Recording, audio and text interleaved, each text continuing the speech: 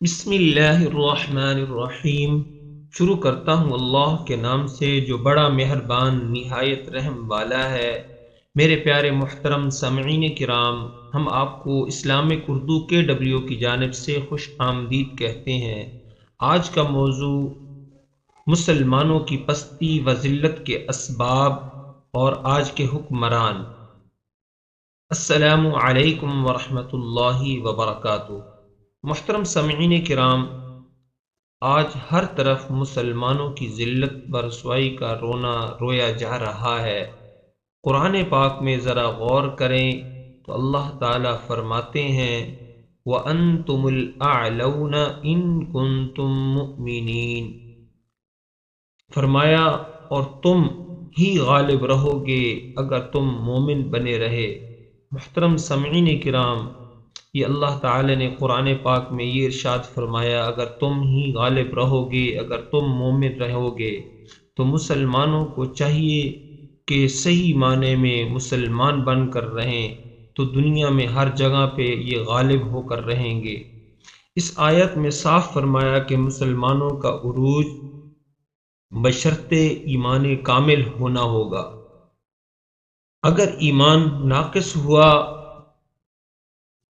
اگر ان کا ایمان مضبوط نہ ہوا تو پھر ذلت اور رسوائی کے علاوہ اور کچھ نہیں ہے۔ یعنی اللہ تعالیٰ کے حکم سے سرتابی نہ کرے، تجھ سے بھی کوئی چیز سرتابی نہ کرے گی۔ جو بندہ اللہ تعالیٰ کے حکم کو مانے گا، اس دنیا کی ہر چیز بھی اس کے تابع ہو جائے گی۔ فرمایا وَكَانَ حَقًّا عَلَيْنَا نَصْرُ الْمُؤْمِنِينَ وَلَا تَهِنُوا وَلَا تَحْزَنُوا وَأَنْتُمُ الْأَعْلَوْنَ إِن كُنتُم مُؤْمِنِينَ وَلِلَّهِ الْعِزَّةُ وَلِرَسُولِهِ وَلِلْمُؤْمِنِينَ۔ ترجمہ اس طرح ہے، اور حق ہے ہم پر مدد ایمان والوں کی، اور تم ہمت مت ہارو اور رنج مت کرو، اور غالب تم ہی رہو گے اگر تم پورے مومن رہے، اور اللہ تعالی ہی کی عزت اور اس کے رسول صلی اللہ علیہ وآلہ وسلم اور مسلمان کی عزت ہے۔ ان آیات میں صاف صاف فرما دیا گیا کہ اللہ تعالی کی مدد و نصرت صرف کامل ایمان والوں کے ساتھ ہوگی۔ نیز عزت بھی اللہ تعالی اور اس کے رسول اور ایمان والوں کے لیے مخصوص ہے۔ ہماری آج ذلت کی وجہ سے ایمان کی کمزوری ہے۔ اگر ہم سچے مومن ہوتے تو اللہ تعالی ہمیں آج دنیا میں عزتوں سے ضرور سرفراز فرماتا۔ اس کے بعد دوسری چیز ان آیات میں فرمائی گئی ہے کہ اگر مسلمان دنیا و آخرت کے خسارے و نقصان سے بچنا چاہتے ہیں تو ایمان و یقین کی محنت کریں، دعوت و تبلیغ کا کام کریں، نیک کام کریں جس میں اللہ اور اللہ کے رسول راضی ہوں۔ مطلب یہ ہے کہ اس میں مسلمانوں کو خسارہ بچنے کا نسخہ اور علاج بتایا گیا ہے۔ فرمایا کہ ارشادات پر غور کرنے سے معلوم ہوتا ہے کہ مسلمانوں کی عزت، شان و شوکت، سر بلندی، سرفرازی اور ہر برتری و خوبی ان کے صفت ایمان کے ساتھ وابستہ ہے۔ اگر ان کا تعلق خدا اور رسول کے ساتھ مستحکم رہا جو ایمان کا مقصد ہے تو سب کچھ ان کا ہے۔ اگر خدا نخواستہ اس ربط تعلق میں کمی اور کمزوری پیدا ہو گئی ہے تو پھر سراسر خسارہ اور ذلت خواری ہمارا مقدر ہوگی۔ اللہ رب العزت نے سورۃ العصر میں ارشاد فرمایا والعصر ان الانسان لفی خسر الا الذین آمنوا وعملوا الصالحات وتواصوا بالحق وتواصوا بالصبر۔ ترجمہ اس طرح ہے، قسم ہے زمانے کی، انسان بڑے خسارے میں ہے مگر جو لوگ ایمان لائے، انہوں نے اچھے کام کیے اور ایک دوسرے کو حق کی فرمائش کرتے رہے اور ایک دوسرے کو صبر کی فرمائش کرتے رہے، یعنی حکم کرتے رہے۔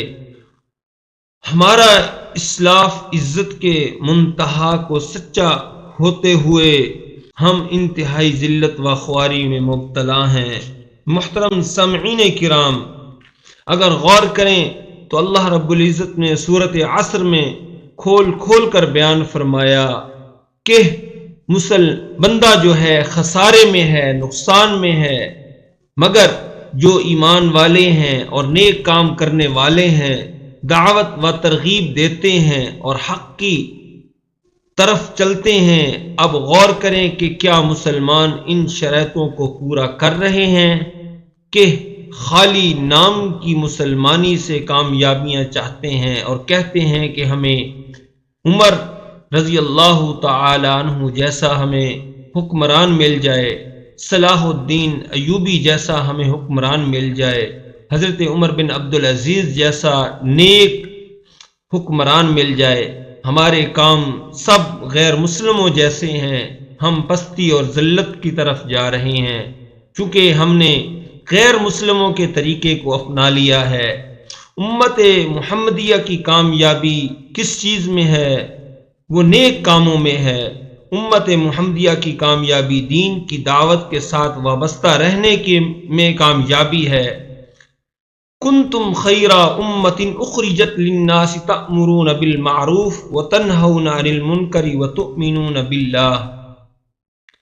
اے امت محمدیہ، تم کو لوگوں نے نفع کے لیے بھیجا گیا ہے، تم بھلی باتوں کو لوگوں میں پھیلاتے ہو اور بری باتوں سے ان کو روکتے ہو اور اللہ تعالی پر ایمان رکھتے ہو۔ آگے فرمایا وَلْتَكُمْ مِنْكُمْ أُمَّةٌ يَدْعُونَ إِلَى الْخَيْرِ وَيَأْمُرُونَ بِالْمَعْرُوفِ وَيَنْهَوْنَ عَنِ الْمُنْكَرِ وَأُولَئِكَ هُمُ الْمُفْلِحُونَ۔ ترجمہ، اور چاہیے کہ تم میں ایسی جماعت ہو کہ لوگوں کو خیر کی طرف بلائے اور بھلی باتوں کا حکم کرے اور بری باتوں سے منع کرے۔ صرف وہی لوگ فلاح والے ہیں جو اس کام کو کرتے ہیں۔ پہلی آیات میں خیر امم ہونے کی وجہ سے بتلائی کہ تم بھلائی کو پھیلاتے ہو اور برائی سے روکتے ہو، اور دوسری آیات میں حصر کے ساتھ فرما دیا کہ فلاح و بہبود صرف انہی لوگوں کے لیے ہے جو اس کام کو انجام دیتے ہیں۔ اسی پر بس نہیں بلکہ ان آیات میں امت محمدیہ کو بہترین امت قرار دیا گیا ہے۔ کیا اسی وجہ سے ہے کہ وہ مال و دولت جمع کریں، بڑی بڑی بلڈنگیں بنائیں، باغات اگائیں، فیکٹریاں لگائیں، یہود و نصارہ کی نقلیں اتاریں؟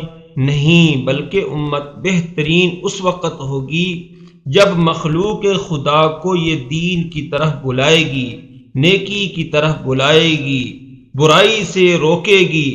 اس امت کا امتیاز خصوصی ہے، اسی پر ہے۔ خیر امم اسی لیے کہا گیا ہے کہ یہ امت داعی امت تھی، افسوس آج داعی امت خود مدعو ہو گئی ہے۔ یہ امت غالب ہونے کے لیے تھی، افسوس کہ آج خود مغلوب ہو گئی ہے۔ افسوس یہ امت کائنات کی رہبری کے لیے آئی تھی، مگر آج یہود و نصارہ کے مقلد بن چکے ہیں، یعنی ان کے پیچھے لگ چکے ہیں، ان کی نقلیں اتارتے ہیں۔ مسلمانوں کا جو پیشہ تھا، جو مسلمانوں کا کام تھا، اچھے کاموں کا حکم کرنا اور برے کاموں سے روکنا، آج مسلمان اس کو چھوڑ کر ذلت اور رسوائی کی طرف جا رہا ہے۔ اور پھر مسلمان بندہ کہتا ہے کہ حضرت عمر جیسی ہمیں حکومت مل جائے اور صلاح الدین ایوبی جیسی ہمیں حکومت مل جائے اور عمر بن عبدالعزیز جیسی ہمیں جو ہے حکومتیں آ جائیں، لیکن یہ اس وقت ہوگا۔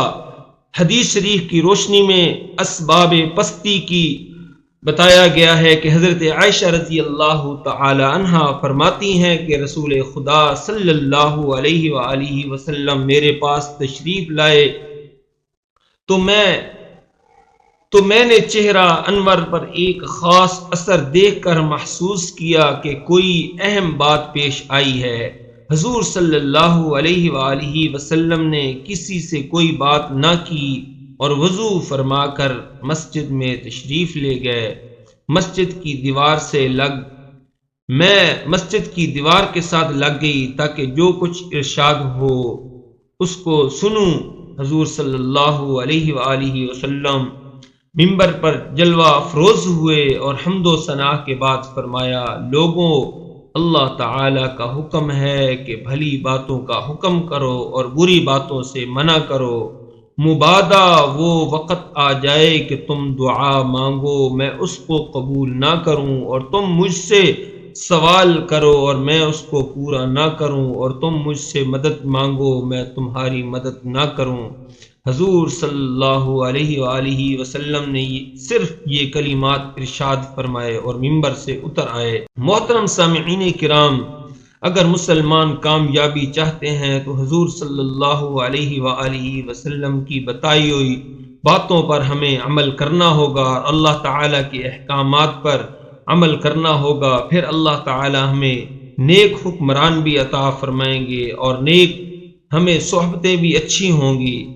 حضرت ابو ہریرہ رضی اللہ تعالی عنہ سے روایت ہے کہ رسول خدا صلی اللہ علیہ وآلہ وسلم نے ارشاد فرمایا کہ جب میری امت دنیا کے قابل وقت و عظمت سمجھنے لگے گی تو اسلام کی وقت و عظمت ان کے دلوں سے نکل جائے گی، اور جب امر بالمعروف اور نہی عن المنکر کو چھوڑ دے گی، یعنی اچھی باتوں کا حکم کرنا اور برے کاموں سے روکنے سے محروم ہو جائے گی، تو آپس میں ایک دوسرے کو شب و ستم کرنا اختیار کرے گی، تو حق تعالی شانہ کی نگاہ سے وہ گر جائے گی۔ احادیث مبارکہ میں غور کرنے سے یہ بات معلوم ہوئی ہے کہ امر بالمعروف اور نہی عن المنکر، یعنی اچھی باتوں کا حکم کرنا اور برے کاموں سے روکنا، یہ وحدہ لا شریک کی لعنت و غضب کا باعث ہے، اور جب امت محمدیہ اس کام کو چھوڑ دے گی تو سخت مصائب و آلام اور ذلت و خواری میں مبتلا کر دی جائے گی، اور ہر قسم کی غیبی نصرت و مدد سے محروم ہو جائے گی، اور یہ سب کچھ اس لیے ہوگا کہ اس نے اپنے فریض منصبی کو نہیں پہچانا۔ محترم سامعین کرام، جس کام کی انجام دہی کی ذمہ داری تھی اس سے غافل رہی۔ یہی وجہ ہے کہ نبی کریم صلی اللہ علیہ وآلہ وسلم نے امر بالمعروف اور نہی عن المنکر کو ایمان کا خاصہ اور جز بتایا ہے، اس کو چھوڑنے کو ایمان کے ضعف و استحمال کی علامت بتلایا ہے۔ میرے پیارے مسلمانوں، عزیزو، ذرا سوچو کہ کیا آج ہم دنیا کو بڑا اور مقصود مطلوب نہیں پایا؟ کیا ہم نے دین کی دعوت کا کام نہیں چھوڑا؟ کیا ہم نے ایک دوسرے پر طعن و تشنیع کو وتیرہ نہیں بنایا؟ پھر کیوں ہم ذلت و پستی کا شکار ہوتے جا رہے ہیں؟ محترم سامعین کرام، افسوس آج مسلمان اوڑھنا بچھونا، اٹھانا بیٹھنا، سونا جاگنا، چلنا پھرنا، بولنا خاموش ہونا، سب ہی یہ غیر مسلموں کے طریقے پر ہمارا ہے، تو پھر کیوں نہ مسلمان پستی کی طرف جائے؟ اللہ تعالیٰ نے ہمیں احسن بنایا ہے لیکن ہم ارذل بن رہے ہیں۔ اللہ تعالیٰ نے ہمیں دونوں جہانوں کی کامیابی دینا چاہتے ہیں لیکن ہم خود ذلتوں اور پستیوں کو اختیار کر کے انسانیت سے گر کر اسفل سافلین کی طرف جا رہے ہیں۔ میرے پیارے محترم سامعین و ناظرین، مسلمان مخدوم تھے مگر آج خادم بن گئے، وہ رہنما تھے مگر غلام بن گئے، دنیا ان کی غلام تھی مگر اب مسلمان دنیا کے غلام بن گئے ہو۔ حدیث شریف میں آتا ہے، فرمایا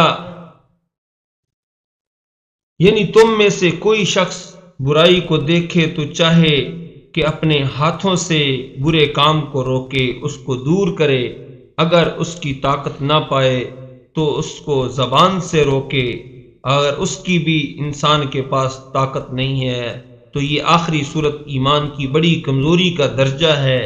پس جس طرح آخری درجہ ضعف ایمان کا ہوا، اسی طرح پہلا درجہ کمال دعوت کا ہوا۔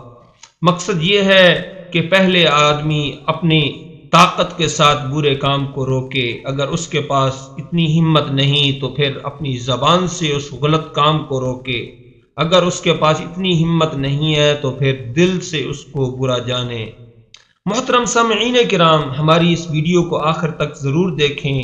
آج مسلمان بے حسی کے اندر جا رہا ہے، پستی کی طرف جا رہا ہے۔ یہ کیا وجہ ہے؟ جب سے مسلمانوں نے نیک کام کرنے چھوڑ دیے اور برے کاموں کی طرف لگے تو اللہ تعالی نے ان کو جو ہے پستی کی طرف دھکیل دیا۔ مسلمانوں کا سارا رونا دھونا صرف مال و دولت کی فکر کا ہے۔ مال کیسے مل جائے، بنگلہ کیسے بن جائے، کوٹھی کیسے بن جائے، کار کس طرح مل جائے اور فیکٹری کس طرح بن جائے، باغات مل جائیں، خوبصورت عورتیں مل جائیں، اسی فکر میں ہم چلتے ہیں، اسی فکر میں ہم بیٹھتے ہیں اور اسی فکر میں ہم سوتے ہیں اور اسی فکر میں ہم اٹھتے ہیں۔ اب خود سامعین کرام آپ بتائیں کہ مسلمان کیا ترقی کریں گے، عزت کیسے پائیں گے؟ طریقے کافروں اور یہود و نصارہ کے اپنائیں اور خواب مسلمانوں کے سابقہ تاریخ کے دکھائیں۔ امید ہے کہ آج کی آپ کو ہماری یہ ویڈیو پسند آئی ہوگی۔ اس کو لائک کر دیں اور چینل کو سبسکرائب کر دیں۔ وآخر دعوانا ان الحمد للہ رب العالمین۔